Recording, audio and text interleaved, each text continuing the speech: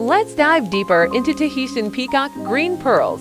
So I just grabbed a few Peacock green pearls for you to give everyone a more intuitive understanding. Both of these are marketed as Peacock green, but both of these actually have a slight grayish tone. From a professional standpoint, they should technically be called grade green, but sellers usually just call them all Peacock green. In this case, that's why it's important to learn how to tell them apart yourself. It has a slight grayish undertone. So let's start with these two gray green ones. They are the same size and have the same cleanliness. They are also the same in roundness and shape.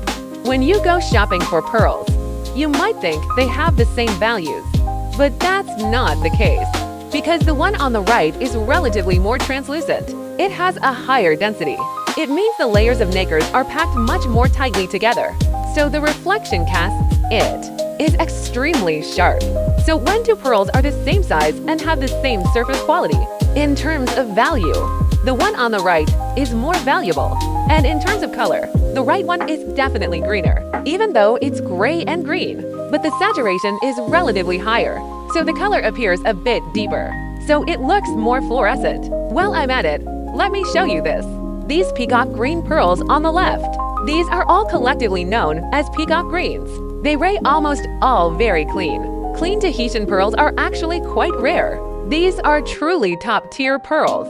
The quality is extremely high. If you ever come across pearls like these in the market, they are actually extremely rare. So these are all Peacock green.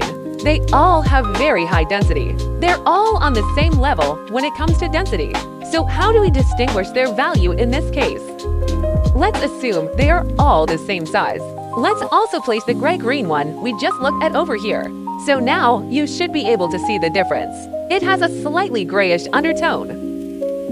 The two on the far left are deep, rich deep green with a deep blue overtone. And there's even a hint of pink. Let me just explain something here. If a Tahitian pearl has a pink overtone, it will always show a pink or purple hue. When a pearl has a pink iridescence, only then can it achieve this kind of luster. And all the pearls, including South Sea white and golden pearls. Let's set aside surface skin and growth patterns for now. Once you spot that pink iridescence, it actually proves that the nacre is quite thick. It means the cultivation time was sufficient. Shiny pearls always have thick nacres, but pearls with thick nacres aren't necessarily shiny. This pair is a deep green. The one next to it is a slightly lighter shade of green.